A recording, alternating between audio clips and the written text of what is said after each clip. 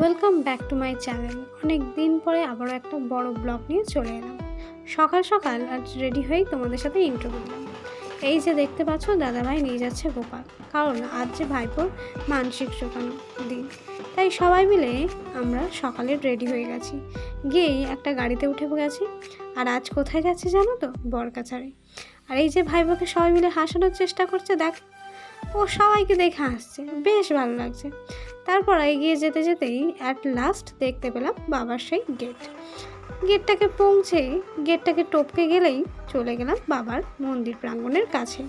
আর সেখানে চারপাশে এত বাজনা বাজছিল না, মানে সেটা অসাধারণ লাগছিল, দারুণ দারুণ।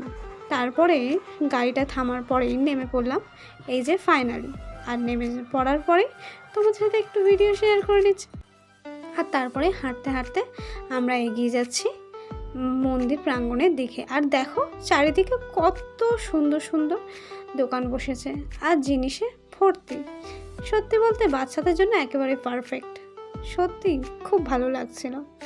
আর এখানে তার সাথে রয়েছে আইসক্রিম, ফুচকা, যেগুলো তো অতি লোভনীয়, তাই না?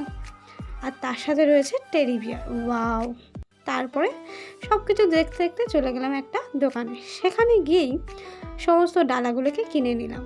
এখানে 30 টাকা 50 টাকা ডালা ছিল, আর আমি ফাইনালি সেখান থেকে 30 টাকা ডালা নিয়ে নিলাম। আর তারপরে এই ডালাকে নিয়েই আমরা যাচ্ছি বাবার পুকুরে শুদ্ধ হতে। তাই ধীরে ধীরে এগিয়ে যাচ্ছিলাম। আর দেখো কেমন ভিড় হয়েছে, সত্যি বলতে আজকেও খুব ভিড় হয়েছিল।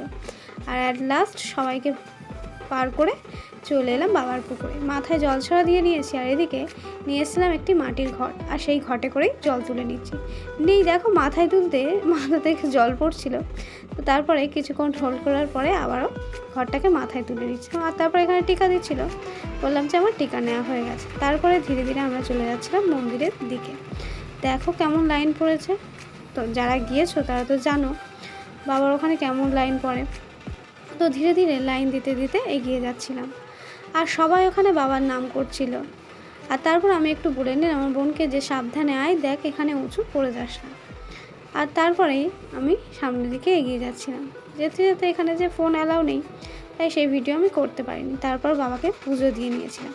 আর পুজো দিয়ে নেওয়ার পরেই বাবার মন্দিরের একদম বাম দিকে রয়েছে এই যে জায়গাটা, এখানে না সমস্ত মোমবাতি ধূপ জ্বেলে দিতে হয়, কারণ বাবার যে মন্দিরের মাঝেই এই সব কিছু জ্বালতে দেয় না। তাই এখানে সেগুলোকে ভালো করে জ্বেলে বাবার দিকে ঘুরিয়ে বাবাকে মনে প্রাণে ডেকে বাবার নাম জপ করে এই ধূপটাকে দিয়ে দিলাম, আর সাথে মোমবাতিও জ্বেলে দিলাম।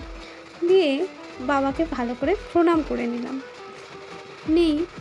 তারপরে চলে গেলাম আবারও একটা জায়গায়। সেখানে গিয়েই দাদাভাই বললো যে কিছুটা খেয়ে নে, তাই মুড়ি আর ঘুগনি খেয়ে নিলাম। নেওয়ার পরে এই যে দাদাভাইয়ের ছেলেকে নিয়ে ঘুরছি, দেখো কেমন তাকিয়ে আছে, খুব হাসে জানো তো, খুব শান্ত ছেলে, একদমও কাঁদে না।